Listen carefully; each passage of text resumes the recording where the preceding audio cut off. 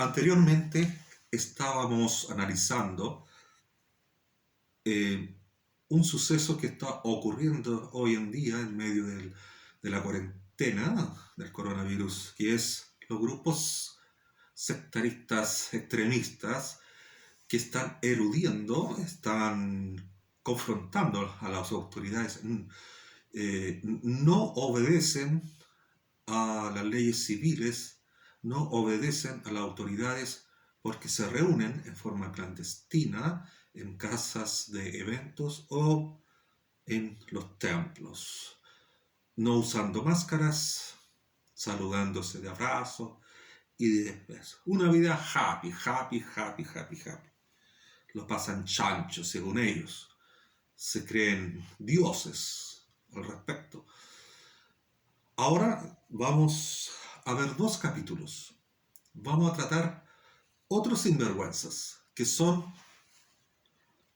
los llamados profetas profanos. Son otros tipos de caraduras que están de, en medio de esta crisis mundial que estamos viviendo del coronavirus. Estos sí que son pestes. Y hay que tener bastante cuidado. Vale decir que la palabra de Dios dice que engañarán aún a los escogidos. En esta primera parte de los profetas profanos, vamos a basarnos en la lectura bíblica de Primera de Reyes, capítulo 22. En Primera de Reyes, capítulo 22, aparece la historia de dos reyes que luego voy a mencionar, pero como antesala, en un momento determinado, en el siglo 900 a.C., el pueblo de Dios se divide. Por el norte queda Israel y por el sur queda el reino de Judá. Y estos dos reinos eran teocráticos. ¿Qué quiere decir esto? Vale decir que los reyes se comunicaban con Dios, tanto así que era la voluntad de Jehová que ellos fueran reyes a través de profetas, a través de mecanismos sacerdotales o a través de otras liturgias. El pueblo de Dios, a través de Jehová instalaba a los reyes en ese tiempo. Algo muy parecido al periodo del absolutismo que se vivió en Europa durante los siglos XVI, XVII y XVIII, con la gran figura de Luis XV en Francia, Luis XVI en Francia, donde eran considerados dioses y los seguidores de ellos estaban convencidos realmente que eran dioses. Por lo tanto, concentraban, esta idea absoluta, concentraban todo el poder en sus manos. Esto no era algo nuevo. En el siglo 900, en los años 900 antes de Cristo, el pueblo de Israel también existía un absolutismo de carácter, una monarquía absoluta de carácter divino. Y en esta monarquía absoluta de carácter divino, la idea de los reyes siempre, cuando hacían algo trascendental, y lo trascendental eran ellos, es ir a la batalla, porque era un imperio que se estaba formando y tenía que conquistarse. Entonces, era muy común que los reyes consultaran a Jehová a través de los profetas si era bueno ir a la batalla o no.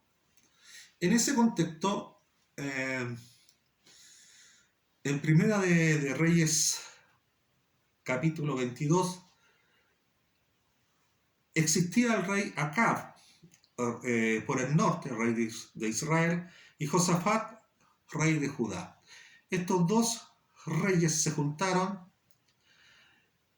para ir en contra de los asirios y así reclamar ciertas tierras que a ellos les pertenecían. Y como eran gobiernos de una monarquía absoluta de carácter divino, consultaron a los profetas si era menester ir a la batalla o no. En este caso, ir contra los asirios. Ah, pero aquí estaba el problema. ¿Cuál era el problema? El problema era que habían muchos profetas que consultaban. Y todos esos profetas decían lo mismo. En esta historia del rey Acab y del rey Josafat, pasó esto. Fueron a los profetas, acudieron a los profetas y se juntaron los dos reyes, ya me imagino, la pompa, la silla, su vestidura, y pasaban los profetas. Y generalmente el primero marcaba el modelo para los demás. El primero decía, felicidad a todos, felicidad, felicidad, felicidad, felicidad. Puede ser 20, 30 profetas. Si al primero se le ocurría fracaso, todo lo demás fracaso, fracaso, fracaso, fracaso. Pero generalmente decían cosas buenas. ¿Por qué? Para quedar bien ante la autoridad absoluta, porque muchas veces aquí, si no le gustaba al rey, simplemente o cárcel. De hecho, la historia cuenta que